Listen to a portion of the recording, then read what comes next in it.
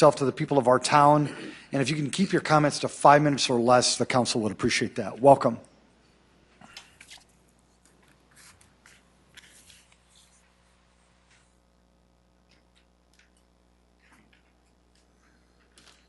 Bruce Danielson with Citizens for Integrity. I've asked Scott Erisman to help me out tonight with a PowerPoint, and I wanted to be able to explain some things that I gave to the council the other day, and I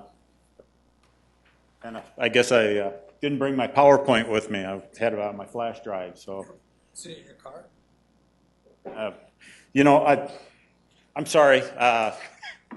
I'll just bring it back next week. I won't take the time to go get it. So. Thank you very much. Folks, is there, did you want to speak, Scott? Yeah, I'll talk about something that I was actually kind of looking forward to that. Scott, would you mind introducing yourself? Scott Erisman, Sioux Falls. Bruce is getting older, so he forgets things.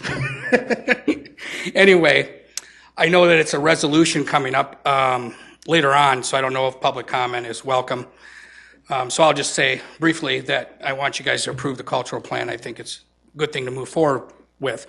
But I will say I agree with Mr. Staggers that it's always the same old people on these boards, and we really need some young people and some different people, and maybe even some artists on the board would be nice. We were actually, I've been involved with the arts in the community almost since I moved here.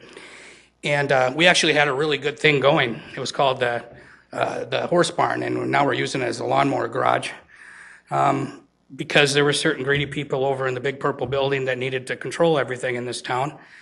And it was a big disappointment to me when that all happened. And I always tell people when it comes to arts in this community, it's 1 step forward, 3 steps back. And I'm hoping that this new group actually gets something accomplished.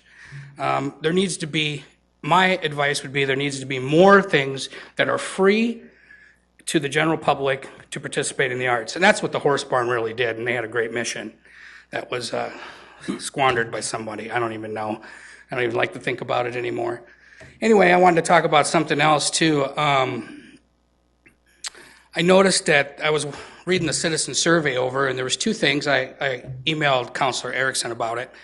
One thing I think that you need to look at is all city employees who live within the city limits of Sioux Falls, their addresses should be purged out of that list and not be part of it.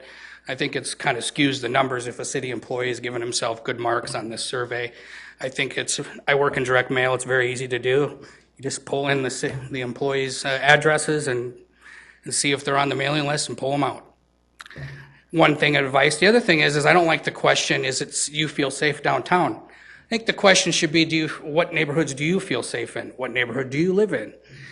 There's this perception about downtown that it's unsafe because we constantly ask people, do you feel safe? We have too many police officers downtown all the time.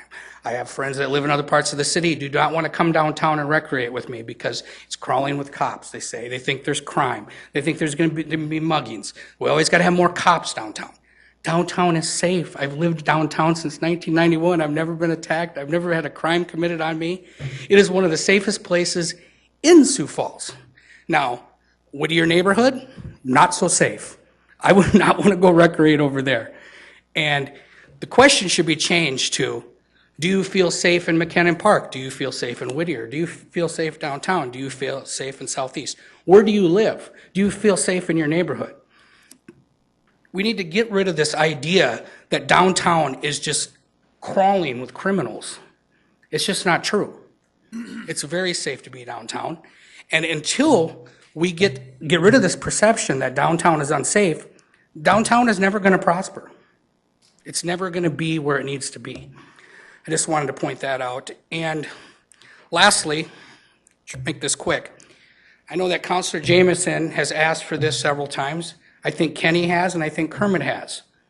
They've asked repeatedly for a report of who the contractors and subcontractors are in the event center and how many of the materials that are being bought and being bought locally. And they have not gotten these reports. Every time they've asked, Mark Carter or somebody else, Darren Smith, has said, we'll get them to you. Well, it's time. The place is almost open, and it's time the public and the council knows every single person who turned the screw on that building. You keep saying, Darren comes up here and he says, oh, 80% of the work, Sioux Falls. Show us. Show us the documentation. Don't just tell us. Show us.